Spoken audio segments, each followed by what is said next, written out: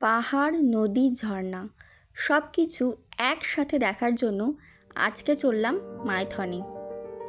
আসানসোল থেকে এখন ট্যাক্সিতে করে যাচ্ছি আমাদের রিসর্টের উদ্দেশ্যে। এই রিসর্টটা হচ্ছে মাইথনের সবথেকে বেস্ট রিসর্ট।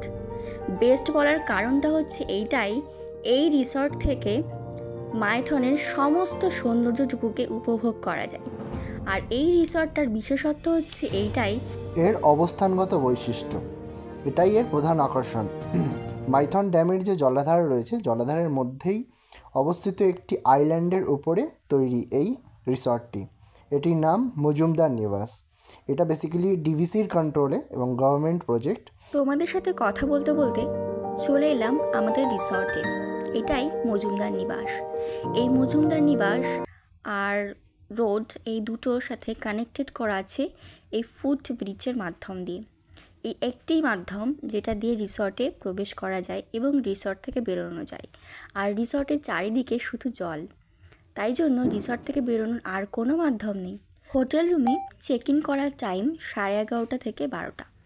এখন ঘড়ি কাটাতে বাজে ঠিক 12টা, আর ঢুকে গেছি আমাদের হোটেল রুমে। রুমটা দেখতেই পাচ্ছ কতটা নিট অ্যান্ড ক্লিন। এটা হচ্ছে রুমের পেছন দিকটা, মানে হোটেলের পেছন দিকটা। দামোদর নদীর জল পাহাড়ের কোলে জোরে জোরে ধাক্কা খাচ্ছে। তার শব্দ তো কানে বেশি আসছিলই, তার সাথে গায়ে লাগছিল ফুরফুর এক ঠান্ডা হাওয়া, যা সুন্দর অনুভূতিকে আরও অতি সুন্দর করে তুলছিল। পরের দিন সকালে আমরা যাচ্ছিলাম, এই রিসর্টের একদম পাশেই রয়েছে মাইথন বাঁধ। সেই মাইথন বাঁধ আর চেকপোস্ট দুটোই একসঙ্গে দেখব। আর সেটা এতটাই কাছে যে পায়ে হেঁটেই ঘোরা যাবে। তাই সকাল সকাল বেরিয়ে গেলাম সপরিবারে। তো দেখো, আমাদের রিসর্টের পাশেই কিন্তু আছে বোটিং করার সুবিধেও। বোটগুলো কত সুন্দরভাবে সাজিয়ে রাখা আছে। এখানে স্পিড বোটও আছে, আবার চাইলে নৌকোও আছে। সকালের জলখাবার থেকে শুরু করে রাত্রের ডিনার সব কিছুরই সুবিধে পেয়ে যাবে এখানে। তবে সেটা আগে থেকে অর্ডার দিতে হবে। আর এখানে দুপুরের লাঞ্চ আর রাত্রের ডিনার দুটোর জন্যই থালি সিস্টেমও করা আছে। এবার হচ্ছে সন্ধেবেলায় আমরা সবুজদ্বীপে গেছিলাম। তো সেইখান থেকে ফেরার পথে রিসর্টের পেছন দিকটা যেমন দেখাই সেটাই তোমাদের সামনে সামান্য একটু তুলে ধরলাম।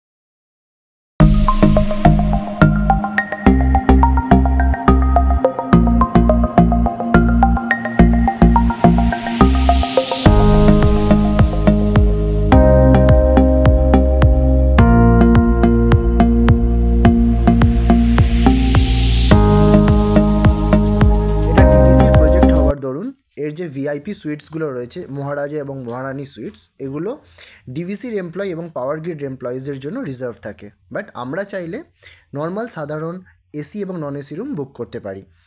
ওই দেখুন, দূর থেকে আমাদের রিসর্টটা বেসিক্যালি এইভাবে এরকম দেখায়। একটা ছোট্ট আইল্যান্ড রয়েছে জলাধারের মধ্যে, তার উপরে। তো আমাদের বুক করার জন্য আমাদেরকে মেল করতে হবে ডিভিসির ওয়েবসাইটে cpro@dvc.gov.in।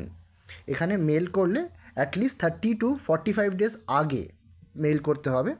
তারপরে উইদিন 7 ডেজ এখান থেকে মোটামুটি রিপ্লাই চলে আসে যে আপনার নামে কোন কোন রুমগুলো অ্যালট করা হচ্ছে।